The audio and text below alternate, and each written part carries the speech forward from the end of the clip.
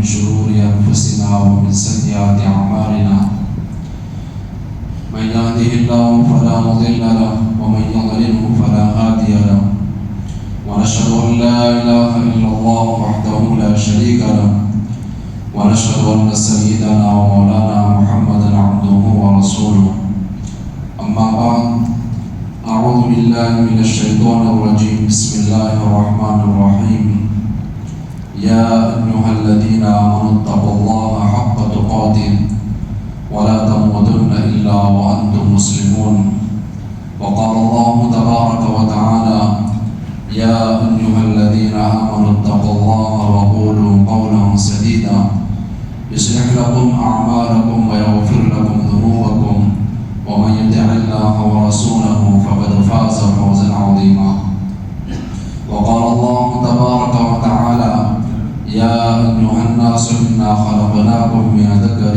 وأنثى وجعلناكم شعوبا وقبائل لتعارفوا إن أكرمكم عند الله أتقاكم إن الله عليم خبير صدق الله العظيم. بزرگان محترم، ابھی رمضان مبارک کا مہینہ گیا، اس میں ہم نے روزے رکھے، تراویح پڑھی، اللہ کا ذکر کیا، زکوٰۃ صدقات خیرات کیا۔ اللہ تبارک و تعالی ہر عمل کو قبول فرمائے۔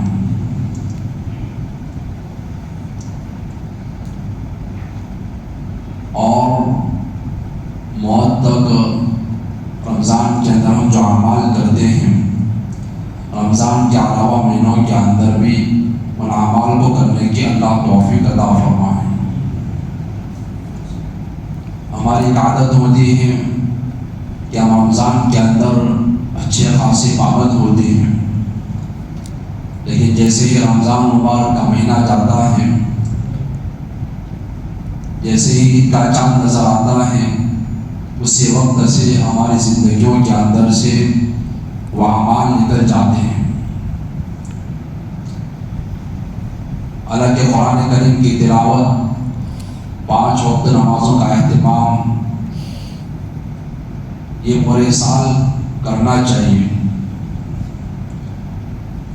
پابندی کرنی چاہیے، اسی کے اندر ہماری کامیابی ہے۔ ایک مرتبہ حضرت صدیق سبت علیہ الرحمہ درخت کے نیچے سو رہے تھے۔ جب سو کر اٹھے تو درخت کے اندر سے آواز آئی کہ سری میرے جیسا ہو جا۔ درخت کہہ رہا ہے کہ میرے جیسا ہو جا۔ فوراً سوال کیا کہ تیرے اندر کیا خوبی ہے کہ میں تیرے جیسا ہو جاؤں؟ تو فرمایا کہ لوگ مجھے پتھر مارتے ہیں، میں ان کو پھل دیتا ہوں۔ فرمایا کہ تو اچھی بات ہے،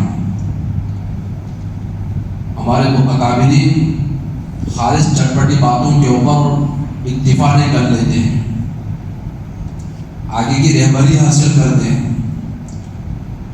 فوراً اس سے پوچھا کہ جب تیرے اندر اتنی اچھی خوبی ہے تو لوگ تجھے آگ کے حوالے کیوں کر دیتے ہیں؟ تجھے لوگ آگ کے اندر کیوں جلاتے ہیں؟ تو فرمایا کہ میرے اندر ایک خامی ہے، ایک بیماری ہے۔ کیا بیماری ہے؟ کہ جدھر کی ہوا ہوتی ہے میں ادھر کو جھک جاتا ہوں۔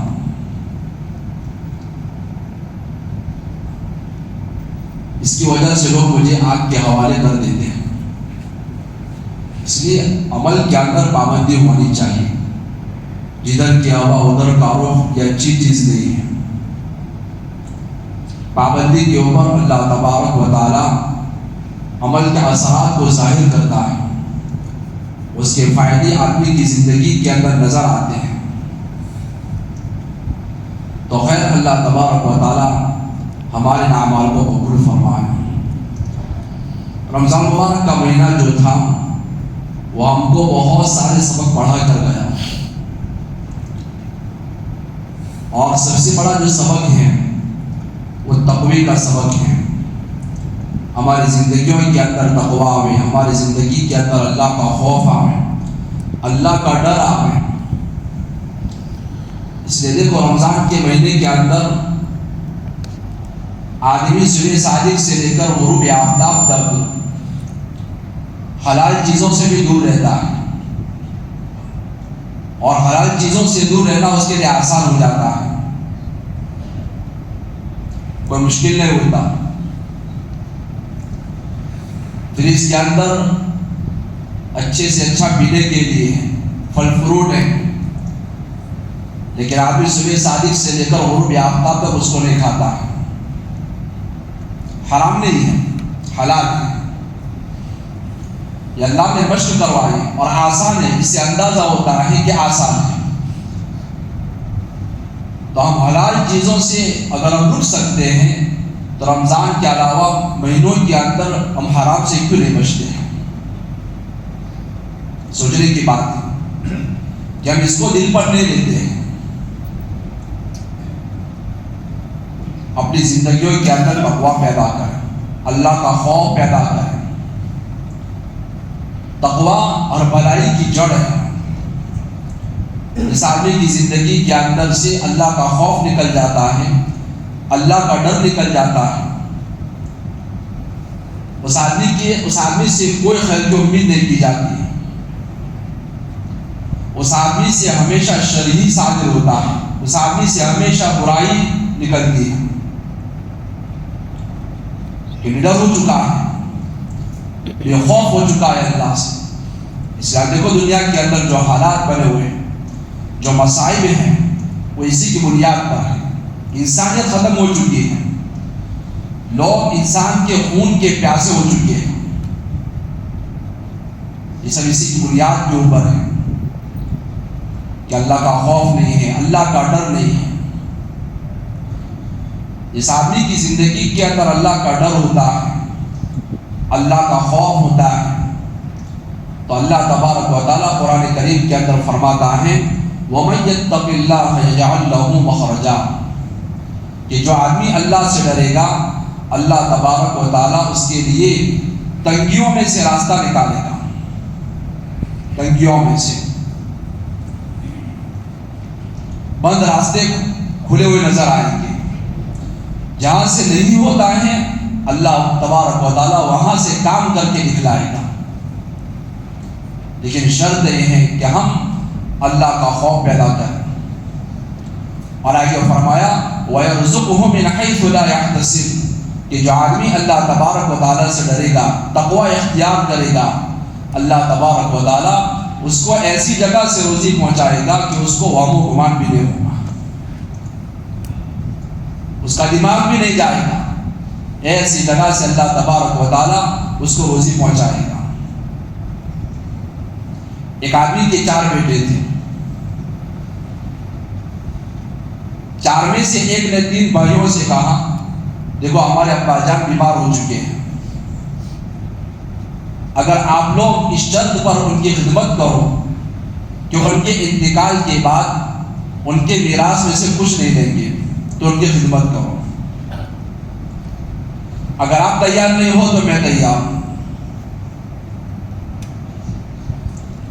باپ کی خدمت کی، جس کی زندگی کے اندر تقویٰ ہوگا، ڈر ہوگا، وہی باپ کی خدمت کرے گا۔ آج معاشرے کے اندر والدین ستائے ہوئے ہیں،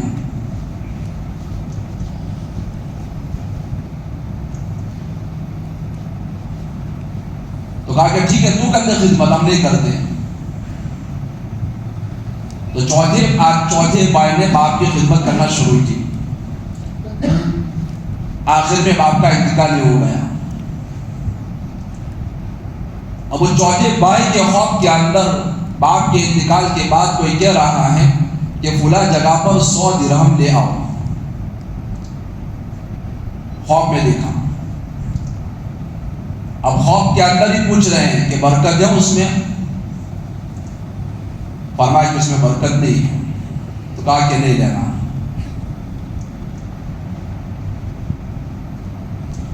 صبح میں بیوی سے تذکرہ کیا کہ ایسا ایسا ماجرا ہوا ہے، تو فرمایا کہ جاؤ لے لو، گھر میں کام بن جائے گا۔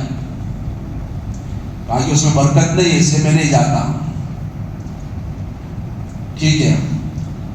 دوسرے دن پھر خواب آیا کہ فلاں جگہ پر 10 درہم میں سیدھے 90 کم ہو گئے. پھر وہی برکت کا سوال کیا کہ اس میں برکت ہے؟ کہا اس میں برکت نہیں ہے. تو کہا کہ نہیں لینا ہے. صبح بیوی سے تذکرہ کیا کہ 10 درہم ہے. تو بیوی نے کہا لے لو ورنہ اس سے بھی رہ جاؤ گی. تو نہیں دی. برکت نہیں ہے تو نہیں لینا ہے. پھر تیسرے دن خواب دیکھا کہ کوئی کہہ رہا ہے کہ فلاں جگہ پر 1 درہم ہے. پوچھا کہ اس میں برکت ہے؟ کہ ہاں اس میں برکت ہے. صبح اٹھے گئے اور وہاں سے درہم نکال لیا. اب گھر پر آتے ہوئے سوچا کہ لاؤ بہت دنوں کے بعد مچھلی لے کر جاؤ گھر کے اندر. تو 2 مچھلیاں خریدی اور گھر پر لائے, اس کو کاٹا. اس کے اندر سے اللہ تبارک و تعالیٰ نے 2 ہیرے نکالے. اب اس کو بازار میں بیچ رہے ہیں. کیا قیمت آئی؟ علماء نے کتابوں کے اندر لکھا ہے کہ 90 خچروں کے بوجھ کے بقدر سونے سے بادشاہ وقت نے خریدا ان 2 ہیروں کو. وَمَن يَتَّقِ اللَّهَ يَجْعَلْ لَهُ مَخْرَجًا وَيَرْزُقْهُ مِنْ حَيْثُ لَا يَحْتَسِبُ. گمان تھا کہ مچھلی کے اندر سے 2 ہیرے نکلیں گے. دماغ بھی نہیں گیا, لیکن زندگی میں اللہ کا خوف تھا, اللہ کا ڈر تھا. اللہ تبارک و تعالیٰ نے ایسی جگہ سے روزی پہنچائی. زندگی کے اندر اللہ کا خوف نہیں ہوگا, اللہ کا ڈر نہیں ہوگا, میرے بھائیوں پریشان ہو کر پھرتے پھریں گے, لیکن مسائل حل نہیں ہوں گے. اللہ کا خوف, اللہ کا ڈر اپنی زندگی کے اندر پیدا کرو. حضرت ابراہیم بن آدم علیہ الرحمہ, ان کے والد ادہم ایک مرتبہ بخارا کے اندر باغات میں کہیں جا رہے تھے. جاتے جاتے ان کو وضو کرنے کی ضرورت پیش آ گئی. تو وضو کرنے کے لیے بیٹھ گئے نہر کے اوپر. تو دیکھا کہ نہر کے اندر ایک سیب بہتا ہوا آ رہا ہے. تو حضرت ادہم نے اس کو اٹھا کر کھا لیا. ہماری طرح نہیں تھے کہ ہڑپ کر جاؤ کھا جاؤ پھر سر کے اوپر بل تک نہ پڑے, ایسا نہیں تھا. ایک سیب کھایا, کیا قیمت ہوتی ہے ایک سیب کی, اندازہ لگاؤ. کھانے کے بعد احساس ہوا کہ میں نے مالک کی اجازت کے بغیر میں نے سیب کھا لیا. فوراً معافی مانگنے کے لیے چل پڑے. یہ اللہ کا خوف ہوتا ہے, اللہ کا ڈر ہوتا ہے, یہ چیزیں اندر سے بیدار ہوتی ہیں. یا تو دیکھو زمین کی زمین ہڑپ ہو گئی, لاکھوں روپے ہڑپ کر گئے, بھائی بہنوں کی میراث اڑا دی, سب ختم, ہضم بھی ہو گیا, لیکن پیشانی پر بل تک نہیں آ رہا کہ کل قیامت کے دن زمینوں کا توڑ مجھے پہنایا جائے گا, کیا کروں گا میں. یا ایک سیب کھایا ہے خالص, کتنی فکر ہو گئی کہ آخرت میں ایک سیب کا کیا جواب دوں گا. فوراً معافی کے لیے تشریف لے گئے, نہر کے کنارے چلے, باغ تک پہنچ گئے. باغ کے اوپر جا کر دروازہ کھٹکھٹایا, اندر سے لڑکی آئی. حضرت ادم نے کہا کہ اس باغ کے مالک سے ملاقات کرنا چاہتا ہوں. لڑکی نے کہا کہ اس باغ کی مالک تو عورت ہے, ان سے پوچھو, میں ملاقات کرنا چاہتا ہوں. لڑکی گئے, عورت سے بات کی, باغ کے مالکہ سے, کہ کوئی بات نہیں ان کو اندر آنے دو. اندر تشریف لے گئے. تشریف لے جانے کے بعد ان سے بات چیت کی کہ میں نے نہر کے اوپر ایک سیب آیا تھا, میں نے اس کو کھا لیا, اس کی معافی کے لیے آپ کے پاس پہنچا ہوں. عورت نے کہا کہ اس باغ کا 2 مالک ہیں, پارٹنر میں ہے, آدھا میرا ہے آدھا سلطان کا ہے, بادشاہ کا ہے. میں اپنے آدھی سیف کو تو معاف کر دیتی ہوں، جاؤ۔ اب آدھا سیف کی معافی مانگنی ہے۔ عورت نے کہا کہ بادشاہ تو بخارا سے بلخ کی طرف منتقل ہو گیا ہے، بلخ میں رہتا ہے، اور بخارا سے بلخ 10 دن کا راستہ ہے۔ آدھے سیب کی معافی کے لیے 10 دن کا سفر دے دیا اور بلخ پہنچے۔ جب بلخ پہنچے تو دیکھا کہ بادشاہ کی سواری آ رہی ہے۔ اندازہ لگاؤ میرے بھائیو، کتنا خوف ہوگا، کتنا اللہ کا ڈر ہوگا، ایک آدھے سیب کے لیے کتنا سفر کر رہا ہے۔ بادشاہ سے سواری رکوائی اور بات چیت کی کہ ایسا ایسا معاملہ ہوا ہے، میں اس کی معافی کے لیے یہاں پر تشریف لایا ہوں۔ بادشاہ بھی سوچ میں پڑ گیا، ایک آدھے سیب کی معافی کے لیے اتنے دور کا سفر کر کے یہاں پر تشریف لائے۔ اس نے کہا کہ ابھی تو میں جا رہا ہوں کام سے، اپنے کل ملتے ہیں۔ بادشاہ کی ایک لڑکی تھی، بہت عبادت گزار تھی، نیک تھی، اس کے رشتے کئی جگہ سے آئے تھے، لیکن بادشاہ چاہتا تھا کہ میری بیٹی نیک ہے، پرہیزگار ہے، اس کا نکاح نیک آدمی سے، پرہیزگار آدمی سے کروں گا۔ اپنی بیٹی سے تذکرہ کیا اس کا کہ بیٹی، ایک آدمی آیا ہے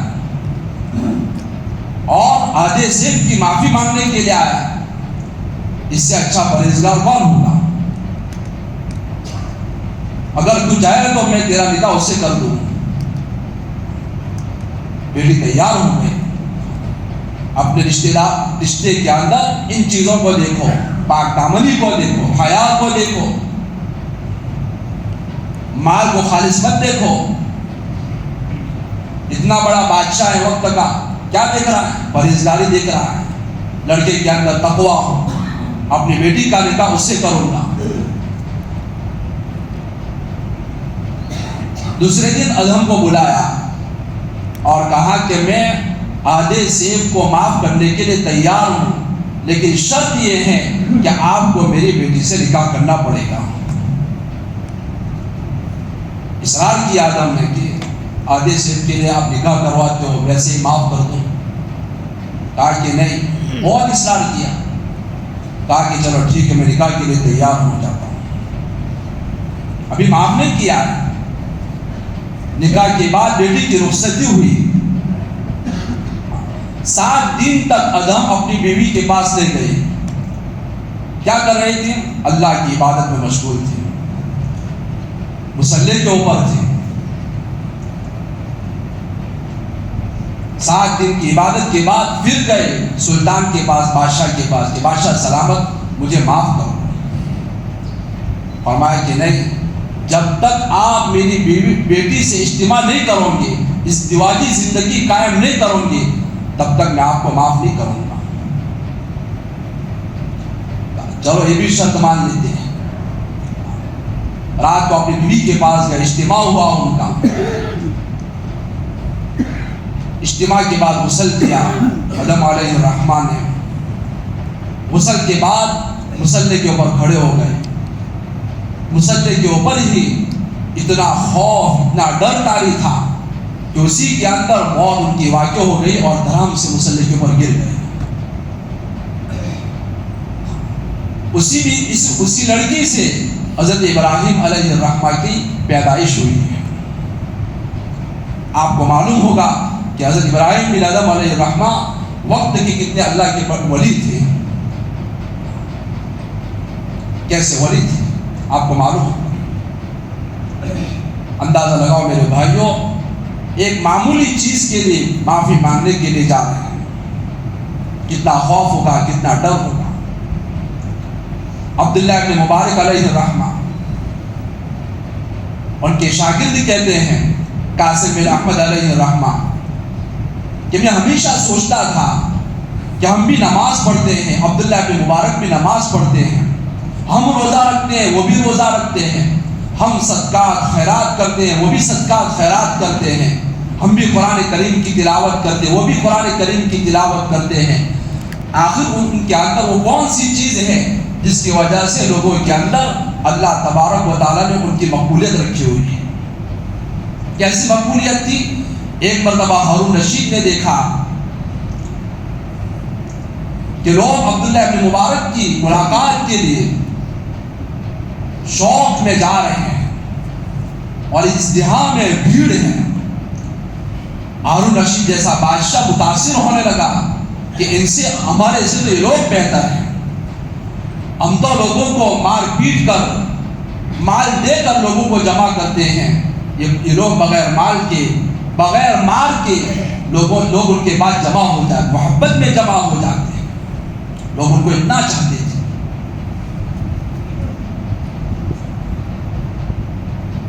تو ان کے شاگرد قاسم بن احمد سوچ میں پڑ گئے کہ آخر کیا بات ہے۔ ایک مرتبہ رات کو دیکھا کہ رات کے وقت کھانے کے لیے بیٹھے، جب کھانے کے لیے بیٹھے تو چراغ بجھ گیا، کوئی آدمی کھڑا ہوا اور اس نے چراغ جلا دیا۔ جب چراغ جلایا تو ان کے شاگرد نے دیکھا کہ عبداللہ ابن مبارک علیہ الرحمہ کی آنکھوں سے آنسو جاری ہیں، رو رہے ہیں۔ کیا ہوا کہ یہاں اندھیرا ہوا تو دو الگ دنیا کے اندر چلے گئے، قبر کے اندھیری کی طرف ان کی نظر چلی گئی کہ دنیا کے اندھیرا کا یہ عالم ہے، کچھ نظر نہیں آ رہا ہے، قبر میں جائیں گے، قبر کا اندھیرا ہوگا، وہاں پر ہمارا کیا بنے گا۔ کہ ہاں یہ چیزیں ہیں کہ ان کے اندر اتنا خوف ہے کہ یہاں لائٹ گئی ہے اور ان کی سوچ کہاں پر ہے کہ قبر کے اوپر ہے۔ اتنا خوف تھا، اتنا ڈر تھا۔ امام احمد بن حنبل علیہ الرحمہ فرماتے ہیں کہ عبداللہ ابن مبارک علیہ الرحمہ کی لوگوں کے اندر جو محبوبیت ہے، اس کی وجہ یہ ہے کہ ان کی زندگی کے اندر اللہ کا خوف ہے، اللہ کا ڈر ہے۔ اور کتنا ڈر تھا اللہ کا۔ ایک مرتبہ ملک شام سے کسی کی قلم لے کر اپنے شہر خراسان میں پہنچ گئے، پتہ نہیں تھا لکھنے کے لیے لی ہوگی، تو لے کر خراسان آ گئے اپنے ملک کے اندر۔ یاد آئے کہ قلم تو میں نے فلاں آدمی کی دی ہے، اب کیا کریں؟ تو فوراً اس قلم کو دینے کے لیے ملک شام کا سفر کیا۔ میں نے بھی میپ کے اندر دیکھا تو 3300 کلومیٹر بتا رہا ہے، خراسان سے ملک شام 3300 کلومیٹر کا ایک قلم کے لیے سفر کیا۔ میرے بھائیوں اندازہ لگاؤ کتنا خوف ہوگا، کتنا ڈر ہوگا۔ اس لیے اللہ کا خوف پیدا کرنے کی ضرورت ہے، اللہ کا ڈر پیدا کرنے کی ضرورت ہے۔ رمضان مبارک کا مہینہ ہمیں سبق سکھا کر گیا ہے، اللہ سے ڈر مت ہو، اللہ سے ڈر مت ہو۔ کہ علماء نے کتابوں کے اندر لکھا ہے، بلکہ حدیث نقل کی ہے کہ اللہ تبارک و تعالیٰ یوں فرماتے ہیں کہ میں تمہارا پروردگار ہوں، میں تمہارا پالنہار ہوں، اگر تم لوگ میری نافرمانی کرو گے تو میں تمہارے اوپر ظالم بادشاہوں کو مسلط کروں گا، اس لیے تم ظالم بادشاہوں کو برا بھلا مت کہو، اپنے آپ کو سنبھالو، اپنے آپ کی اصلاح کرو میرے بھائیوں۔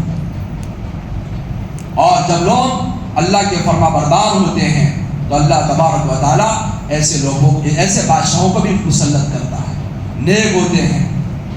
عمر فاروق رضی اللہ تعالیٰ عنہ کو دیکھو، ابو بکر صدیق رضی اللہ تعالیٰ عنہ کو دیکھو، ان کے زمانے کے اندر لوگوں کے اندر تقویٰ تھا، اللہ کا خوف تھا، اللہ کا ڈر تھا، تو اللہ نے ایسے بادشاہوں کو دیے صحابہ کو۔